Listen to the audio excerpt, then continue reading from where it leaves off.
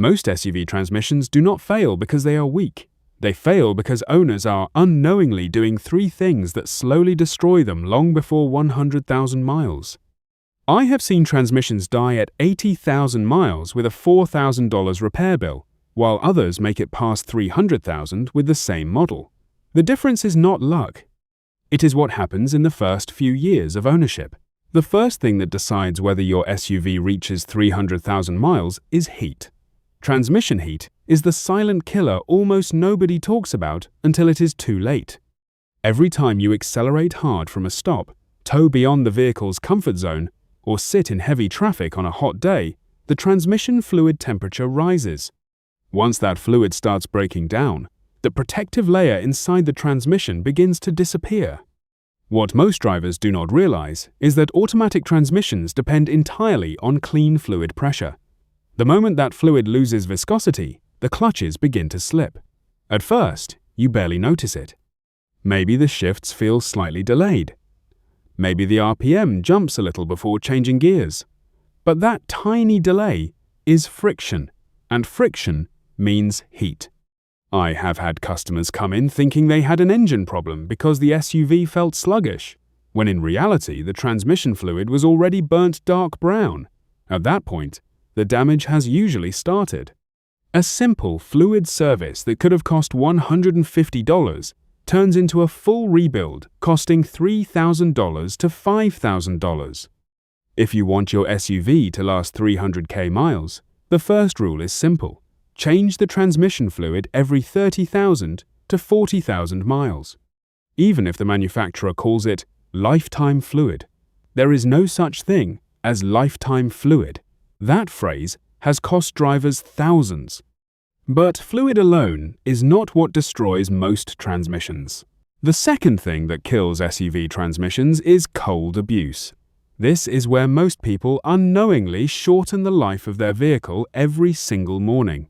Starting your SUV and immediately throwing it into drive, then accelerating hard within the first minute, is one of the fastest ways to wear down internal components. When the fluid is cold, it is thicker and flows slower through the valve body and clutch packs. That means lubrication is not yet optimal. Think of it like trying to sprint before your muscles warm up. For the first 3 to 5 minutes, drive gently. No hard throttle, no sudden acceleration.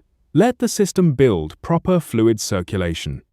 I have seen SUVs with only 60,000 miles develop harsh second to third gear shifts, simply because the owner drove aggressively from cold starts every day.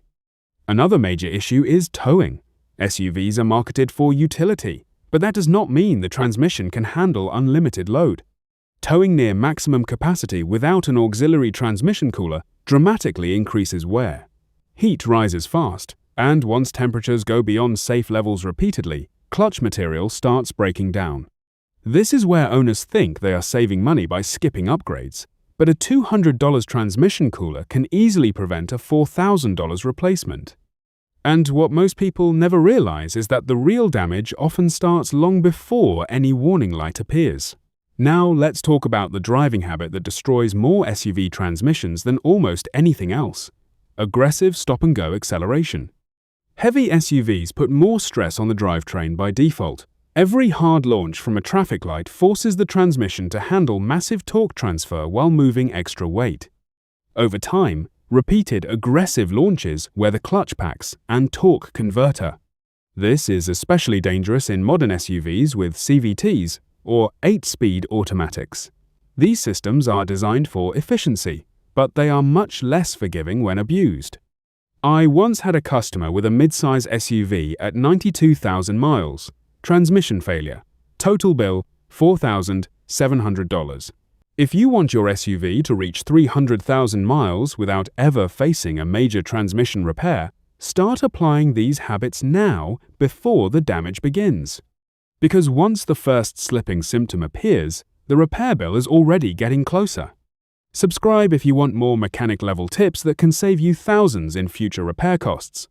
And before you buy your next SUV, watch the next video, because I am covering the 7 SUVs mechanics avoid buying in 2026.